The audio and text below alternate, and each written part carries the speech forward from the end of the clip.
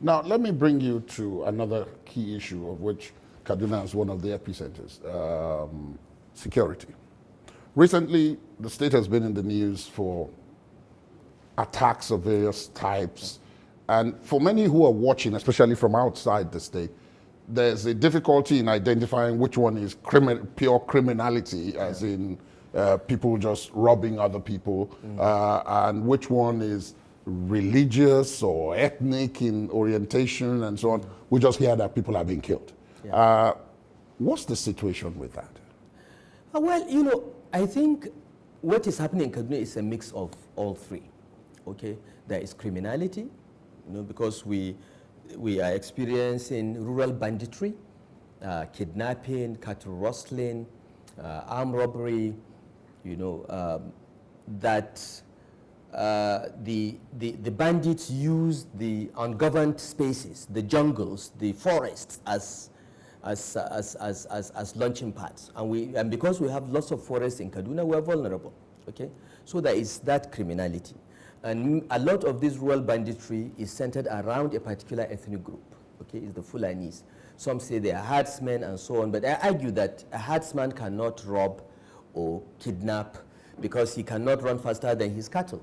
Okay, these are bandits. Let's recognize them as such and address them as criminals, and stop trying to ethnicize or say that they are of a particular profession or vocation. A herdsman cannot run faster than his animals. So what we have seen happening, rapid disappearance after an attack is not characteristic of someone that cannot run faster than his cows or his sheep and so on. So there is that problem. Okay, we also have a history of ethno-religious intolerance in Kaduna State.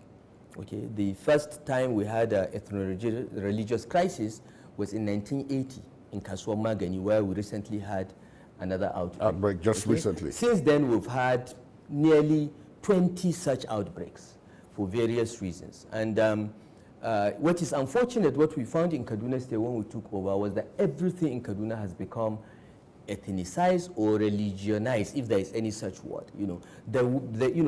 The best way to get ahead in Kaduna State, whether it is in the public service or in politics, is to cling to your ethnic or religious identity and, use it as a bargaining chip.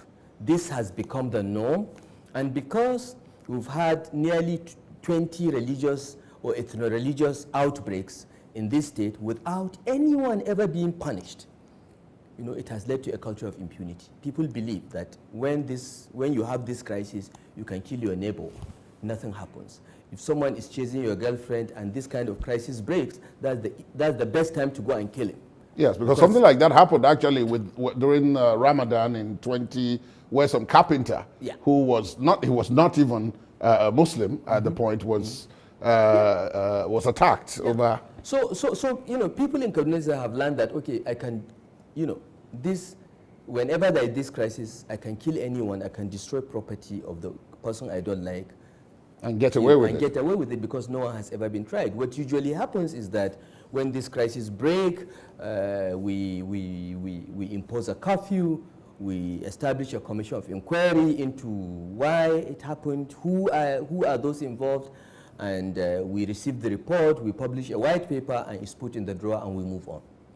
Okay, so when we came in, we studied all the reports of the commissions of inquiry to try to figure out whether there's a pattern, whether there are same people doing this and so on. And what we found was very interesting.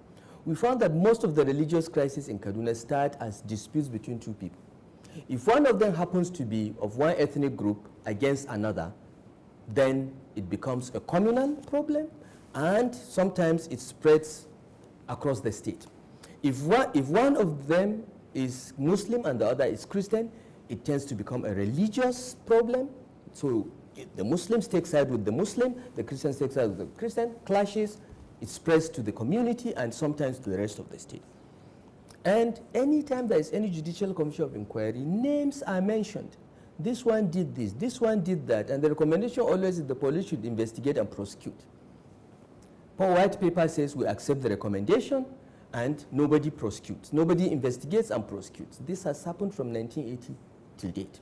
The only time anyone has ever been prosecuted for crisis in Kaduna was in 1992 when the federal government, the Babangida administration, set up a judicial commission of inquiry under Justice Okadigbo. The Zango-Kataf crisis, okay, in which Zamani Lekot and some others were convicted and were to die by hanging, but President Babangida pardoned them and they are still walking the streets. So this is the problem. This is what we inherited. You know, as I commented at some point, I said in Kaduna State, if you invite someone to come and have lunch with you, he will try to put a religious connotation to it because that's the only way he can get a larger portion of the lunch. Okay, so people have used religion in this state to gain undue advantage. They have used ethnicity to get ahead of others that are better than them because, you know, I am a victim. You have to, you know, treat me. And so this is what we had to fight. So there is that class of problems. Of course, there is a third class of problems in which, you know, it's a general problem across Nigeria. The fact that we do not have enough policemen, we don't have enough civil defense, we don't have enough footprint of authority over the state. And whenever, you know, in any territory, the government is not all over, it's not present in a visible way, crimes thrive. So, but this is not unique to Kaduna State. I think it's common to all Nigeria. We need more police. We need 2 or 3 times the number of policemen we currently have. You know, we need more divisional police headquarters all across and so on. But I'm sure the authorities are aware of this, are doing something about it. Now, what we faced when we first came into office in Kaduna were cattle rustling and urban gangs. You know, young people called Sarasuka that just take drugs and come out and start attacking any vehicle, any person they see, without any motive, just destructive. Okay? Now, since then, we've taken steps to deal with that. We've declared them an unlawful society, and we've been arresting and imprisoning them. And that problem has more or less been addressed. We're also attacking the root of the problem, which is the influx of drugs like tramadol and benylin into the system. We have a task force that goes around using informants from the communities to raid those that sell these drugs, and we've been raiding and seizing and destroying these drugs and closing patent medicine stores and so on. So that problem has been more or less reduced to the barest minimum. For cattle rustling, we had to collaborate with the 6 neighboring states. We financed a joint military operation and we dealt with it. So cattle rustling still happens, but you know, not at the scale at which it was happening. Not at the scale at which it was happening. But unfortunately, the cattle rustlers now became kidnappers. So that became another big problem, which we had to, get Mr. President to give us more security assets, particularly along Abuja-Kaduna Road with all the forests and in the Birnungwari area and so on. And I must say, you know, the federal government has been very proactive in giving us support whenever we ask. We now have an army formation in Birnungwari. We have an army formation in Kafancha in southern Kaduna, something that the successive state governments have been requesting for 20 years.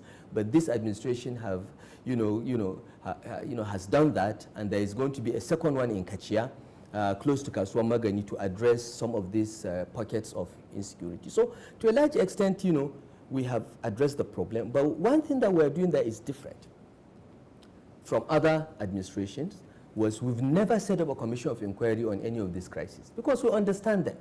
They are the, you know, after reading the reports, we realize that they are the same reasons, and some of the names feature in every commission of inquiry. And we've decided now, since there is no statute of limitation on crimes, we're going to prosecute all those named. Okay, we've set up a special investigation and prosecution unit in the governor's office with representatives from Ministry of Justice, the police, the SSS, to go into history, dig and investigate and bring all those to justice. Because unless and until people see that when you do this there are consequences, it will continue. So we are doing that. The only other insecurity challenge that we faced that was different was the El-Zakzaky movement. Right. The El-Zakzaky movement has been in existence in Kaduna State for over 30 years. Their headquarters was in Zaria, Gelesu in Zaria, and they have been inconveniencing and terrorizing people for 3 decades. And in December 2015, they blocked the highway that the chief of army staff was passing through, and there was a clash between the army and the El-Zakzaky movement, and people were killed. Quite a lot of people, actually. Well, initially, yes. Initially, it was just 6 people, okay, that were killed. Then I got to know about it. I went to Zaria. I spoke to El-Zakzaky. I spoke to the chief of army staff to say, look, let's freeze this and, you know, find a way to get to the bottom of the problem. You did that? I did. I went to Zaria, okay? I met with the chief of army staff. I spoke to El-Zakzaky before I left here. I said, don't do anything. Don't send your people to confront the army, because the army has only one tool. It's called a gun, and it shoots and it kills. They don't have any other weapon. They are not like the police that use tear gas. The lowest level of weapon that they have is a rifle. So don't confront them. I'm coming to Zaria. I will see the chief of army staff. We'll get to the bottom of this. Cease and desist. I said, when I come to Zaria, after I see the army chief, I'll come and see you, so leave your phone open. I got to Zaria, met with the chief of army staff, and called El-Zakzaky, but he wouldn't. He had switched off all his phones. We tried every way to get to him. I even wanted to drive there, but by that time the security report said that the enclave has already been encircled. He was calling his people from all over Nigeria to come, and that was what led to the second clash, because the army was now worried that he was calling thousands of people to come into Zaria, and they did not know what their intentions were. Of course, they were monitoring their phones and conversations, and they have better appreciation of what was about to happen than I do, and they said they were going to effect the arrest of El-Zakzaky. And I said, fine, just ensure that you bring him alive. Don't, for any reason, you know, shoot him dead. We want him alive because, you know, we want to prosecute him for crimes committed in Kaduna State. And in the end, that's what happened. Unfortunately, in the process, 347 people died, were killed, of El-Zakzaky's followers, and one military officer, one soldier was killed, another colonel was attacked. We were lucky that you know, he managed to survive, but he was badly attacked. So, and because of that, because this was something different, we set up a commission of inquiry, which made some recommendations, which we've been implementing. So these are some of the challenges we faced. And fortunately, I would say in Kaduna State, I would not say we have the herdsman farmer problem as such. It's not big here. Of course, herdsmen and farmers have always had a love-hate relationship, but here in Kaduna State, because of the intervention of our traditional leaders and religious leaders, it's never escalated to the point of being a serious problem. It's always been managed at the community level, because in every chiefdom, in every district in Kaduna State, you have a council of a committee of traditional rulers, and they all have ardos. That's the leader of the Fulanis. So there is continuous engagement, and it hardly gets bad. At the end of 2016, we had some clashes, but they were mostly reprisal attacks for Fulanis getting killed, and they undertake reprisal. Sometimes you just hear about the reprisal, but when you dig in deeper, you found that a week or 2 weeks earlier, some Fulanis were killed, and you find the bodies in a well or something. But again, we were able to deal with that because we have enhanced security presence all across southern Kaduna. And the experience of the Christmas of 2016 and New Year of 2017 was enough lesson for everyone that this violence doesn't pay. So I think we are making progress. I think we are reducing the role of ethnicity and religion in our public lives. I think we are sending a clear message to everyone that wearing your ethnic or religious beliefs on your shoulders will not get you anything with this government. It upsets some people. Some religious leaders that had a sense of entitlement don't like us. Religious leaders on both sides of the divide, they are very critical of us, because, for instance, one of the first things we did was to say the government will not sponsor anyone for Hajj. Neither will we sponsor anyone to Jerusalem. It's private matter.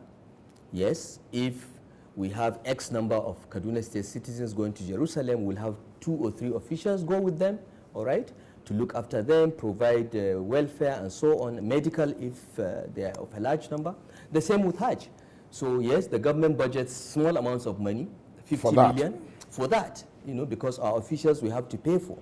But we will not take public funds and sponsor 100 or 200 pilgrims. We will not do that. It's a private matter. Many people are not happy, but they have got used to it.